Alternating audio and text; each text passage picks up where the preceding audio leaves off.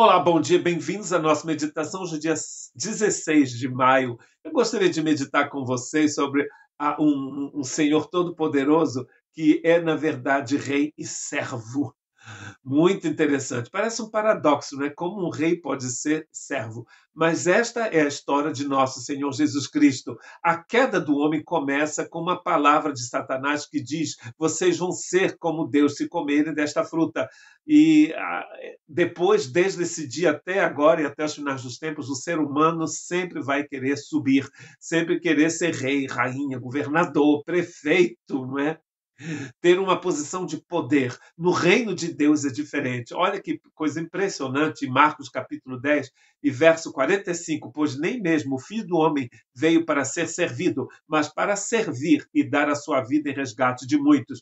De vez em quando os discípulos de Cristo Jesus estavam discutindo para saber quem era o mais importante. E tem uma história em que a mãe de João e do Tiago vai também entrar na briga, entrar naquela confusão toda, para pedir a Jesus que os dois filhos dela e do Zebedeu, do irmão Zebedeu, pudessem ocupar dois lugares importantes no reino de Deus. É claro que os 10 que também estavam lá queriam também esses lugares e vão discutir por isso.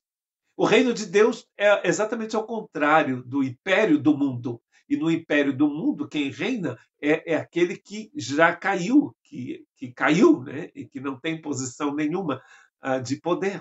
Todo poder me foi dado no céu e na terra. Mas, de Jesus, aquele que tem todo o poder é Jesus. Olha que coisa mais impressionante. Aquele que é todo poderoso, que é visto no livro de Colossenses, no livro de Hebreus, também no livro de Apocalipse, como Criador e o Redentor, Criador do universo e Redentor, está escrito em Hebreus que foi por Jesus que todo o universo foi criado. Também em Colossenses está escrito assim. Este que é o Criador dos céus e da terra se torna servo. Esta história aqui de João, de Marcos, capítulo 10, 45, faz parte de um contexto onde as pessoas, os discípulos, querem saber quem é o mais importante. A gente vai ver num outro livro a mesma história.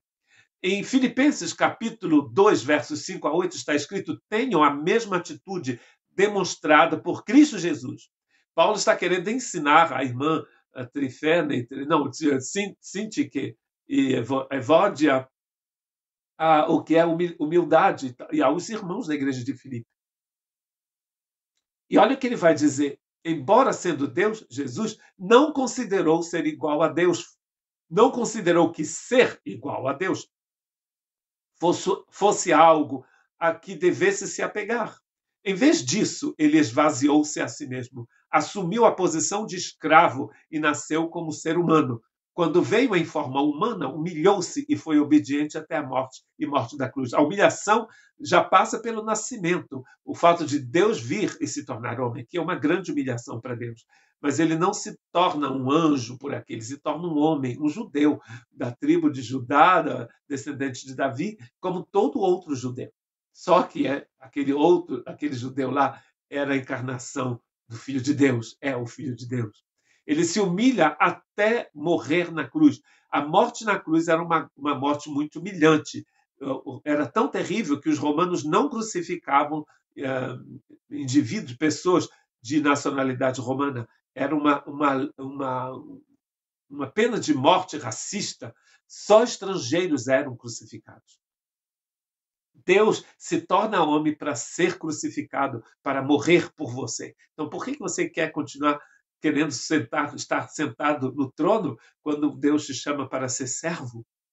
Em João capítulo 13, Jesus vai fazer algo que vai chocar os seus discípulos. Ele vai assumir o lugar do escravo que todos queriam humilhar. Aquele escravo que ficava na porta lavando os pés das pessoas que vinham para as festas de casamento, de aniversário. Não sei se eles festejavam aniversário, mas vinham para alguma festa, algum jantar.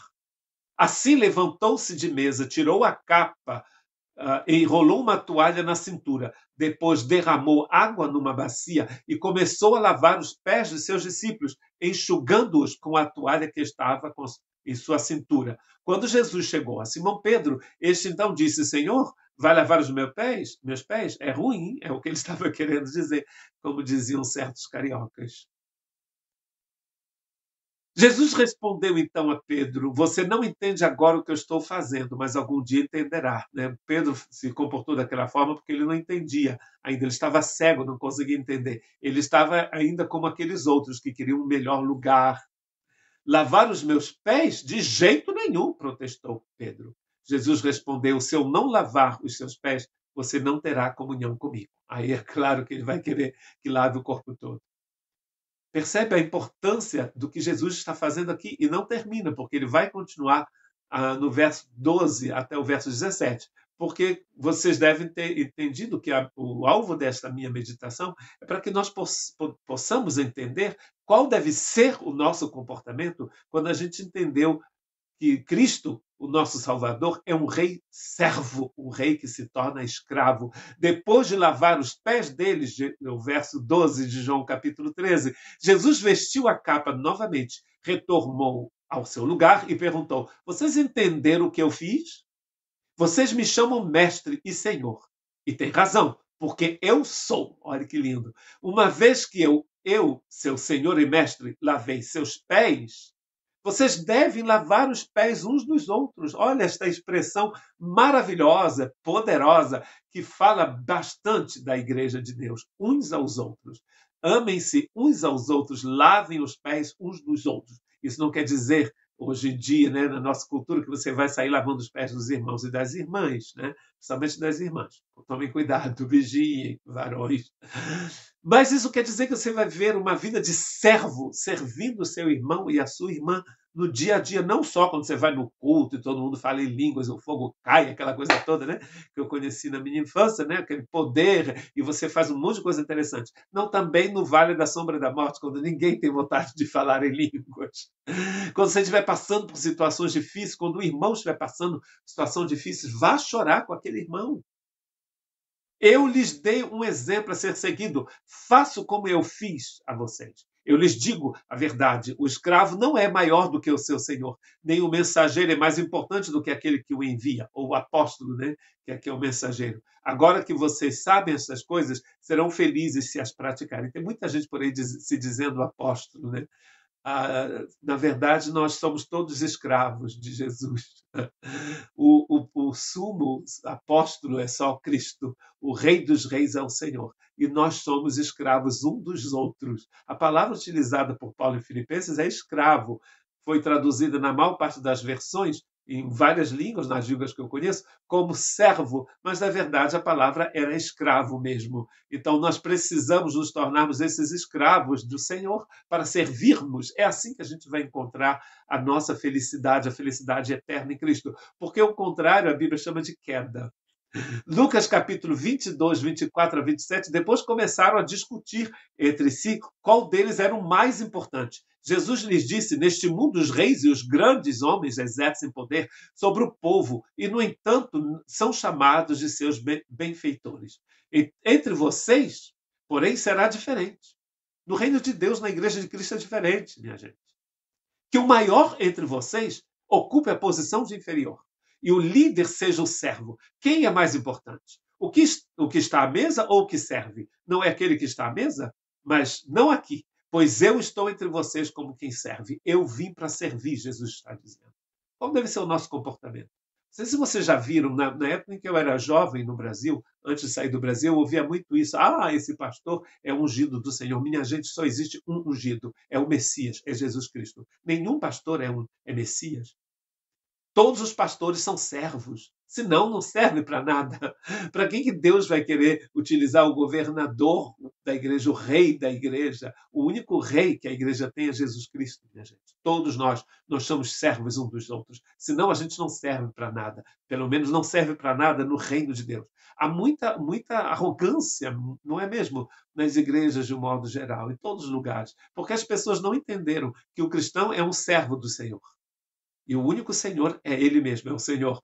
Tiago diz em 4,6, contudo, Ele generosamente nos concede graça. Como dizem as Escrituras, Deus se opõe aos orgulhosos. Deus se opõe, Deus entra em guerra. Deus desce a espada da justiça nos orgulhosos. Porém, Ele concede graça aos humildes. E o meu último texto, que também se encontra em Tiago, é Tiago capítulo 4, verso 10. Humilhem-se diante do Senhor e ele os exaltará. A palavra utilizada aqui para humildade, ou o verbo humilhar, se humilhar, entre outras coisas, ele quer dizer atribuir uma classificação ou uma posição inferior. E muitas pessoas creem que é em relação com o exército, com as forças armadas. O cara pensa que ele é general, mas na verdade ele tem que descer, né, a posição de soldado. O único general no exército de Deus é o Senhor.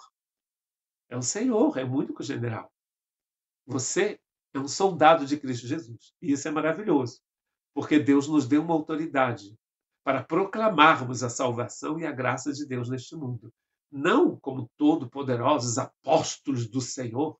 Não, somos servos do Senhor. Que Deus te abençoe.